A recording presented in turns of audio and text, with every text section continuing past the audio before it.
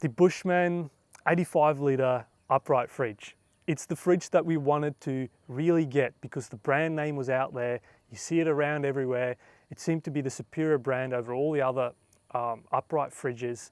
And I decided that's the one I want to get. So I built everything around that so that I knew that it will fit. I knew that this was going to go there. And we ended up getting it sort of last on the list. It slid it right in and off we went for the lap. We've personally have been nothing but disappointed with the results and just how it's been functioning. It just cannot put up with the heat. It cannot put up with Australian conditions. And if you produce a product out here and say that it's going to function in a certain way, you have to realize that maybe your product is just not good enough for these conditions. Australia is probably within the top hottest countries on this planet. So if you're going to put your product here, you've got to make sure that it's going to function and be put up with the conditions.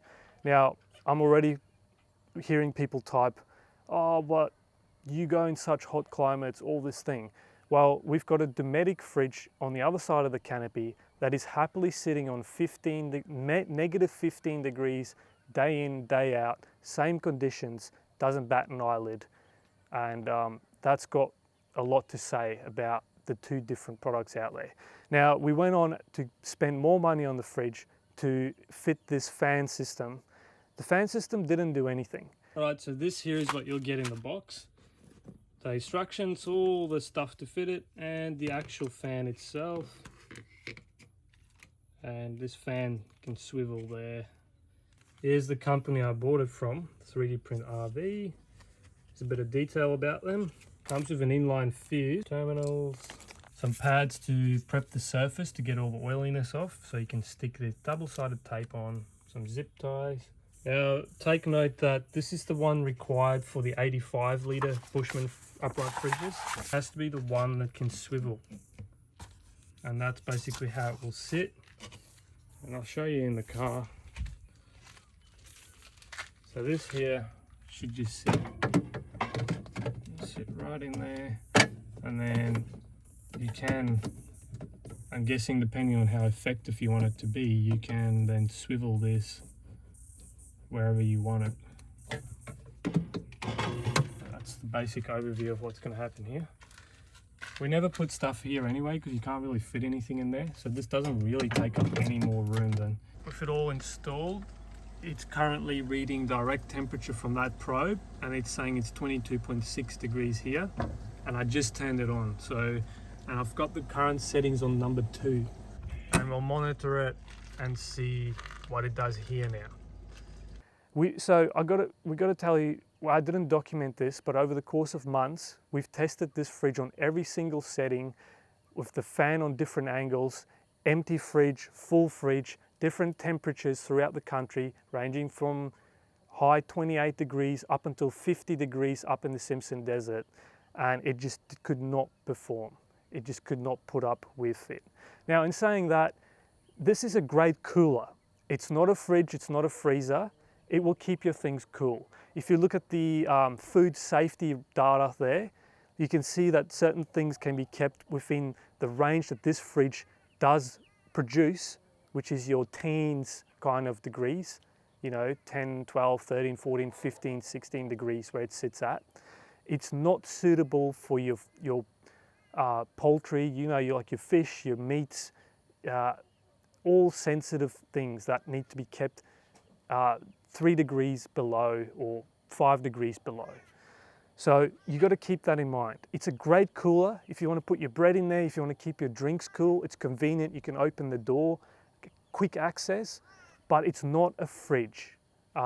We got to just understand that it's not a fridge. It can't put up with the Australian conditions. And if you want a superior alternative, get the Dometic.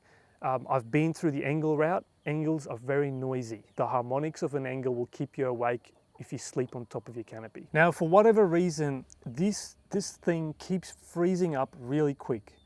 It has a thick layer of ice all around it, and I would have thought that the fan blowing and circulating the hot air over it would sort of keep it melted down or not freeze up so quick.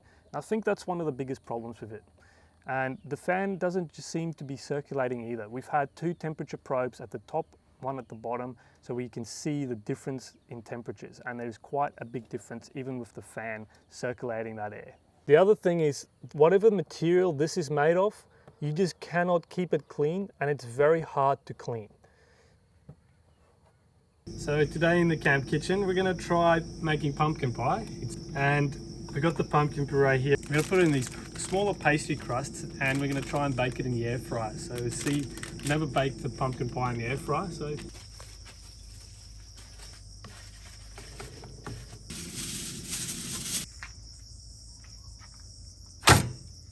let's see what happens. So what we're going to do is put that on bake, crank that up to 200 for 15 minutes, and then turn it down and cook it for another 30-40 minutes. Came out alright. The air fryer is cooking a lot hotter than a normal oven, so it's a little bit of dark on the crust, but I think it's going to be okay. Here's our final product. We're going to go some ice cream of ours. Nice. You're meant to eat it when it's cold, but we can't wait and it's hot now, so we just have ice cream with it.